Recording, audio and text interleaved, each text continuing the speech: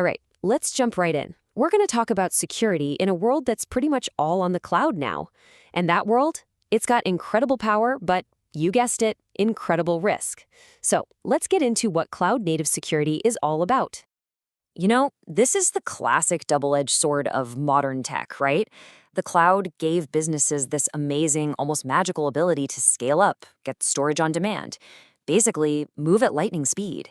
But, and it's a big but, that same flexibility, that power to create new stuff in seconds, well, it also threw the doors wide open for cyber attacks on a massive scale. So, if the risks are that big, how on earth do you even start to defend against them? Well, first things first, you gotta know the terrain. Let's map out this cloud-native battlefield. And that brings us to the big one, cloud-native security.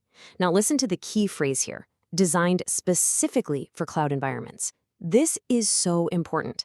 We're not talking about taking your old security playbook from the server room and just, stretching it to fit. No way. This is a completely new game with a brand new set of rules built from the ground up for the cloud.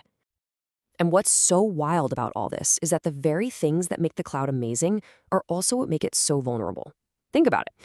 Containerization, awesome. It lets you run apps anywhere. But now you have to secure a zillion little boxes.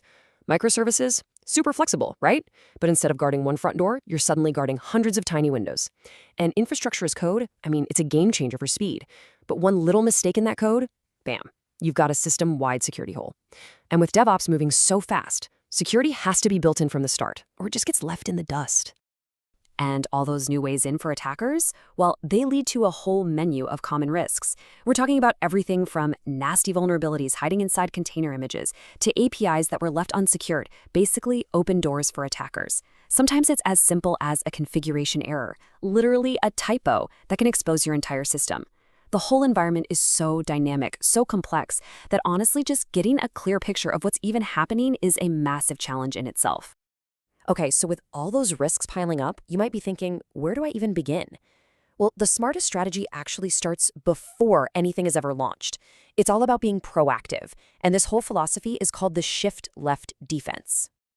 And the idea behind shifting left is just so simple, it's brilliant. Think about it like this. It's way, way easier and cheaper to find a flaw in the architect's blueprint before you start building, right? Trying to fix the foundation of a 50-story skyscraper after it's built? Good luck with that.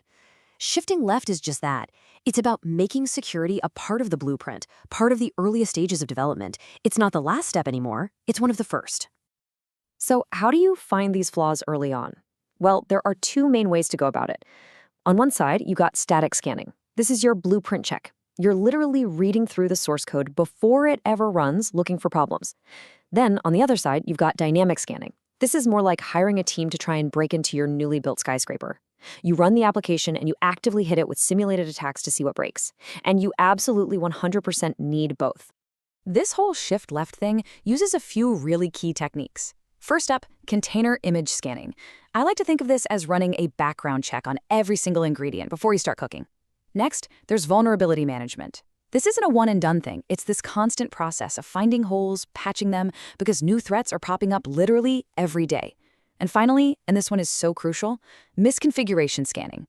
This is like a spell checker for your infrastructure code.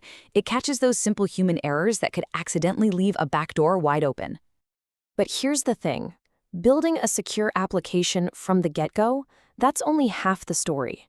Because the second you launch it, it's out there in the wild, in a constantly changing, and let's be honest, often hostile environment. This brings us to the second pillar of our defense, what we call security in motion. So if shift left was the architect checking the blueprints, then runtime security is the 24/7 guard on patrol. This is all about actively watching the application while it's running. It's about spotting threats in real time and being able to respond instantly when something sketchy happens. It's active, it's alive, and it is absolutely essential. And why is this so incredibly critical in the cloud? Well, it's because the environment is just constantly churning. A container might pop into existence, process a single transaction, and then just vanish, all in less than a second. Your pre-launch static check, it would have missed that completely. Runtime security is really the only way you can possibly guard an environment that is always, always in motion. So here's the main point I really want you to take away. You absolutely need both. shifting left, and runtime security, they aren't two different options you choose between. No, they're two halves of the same whole. And together, they form the foundation of a complete modern security strategy.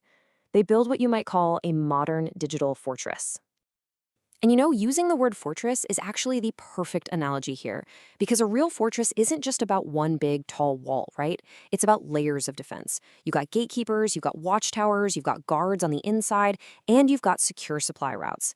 Every single piece has to work together to be effective.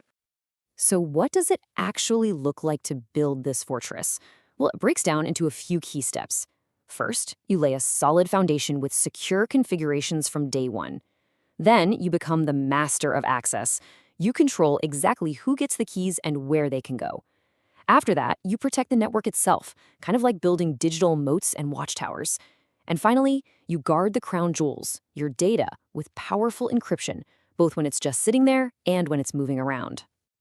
And if we look closer, each part of this fortress has a really specific job. Your identity and access management tools, or IAM, those are your gatekeepers. Cloud Security Posture Management, CSPM, think of those as the surveillance cameras, always watching for misconfigurations.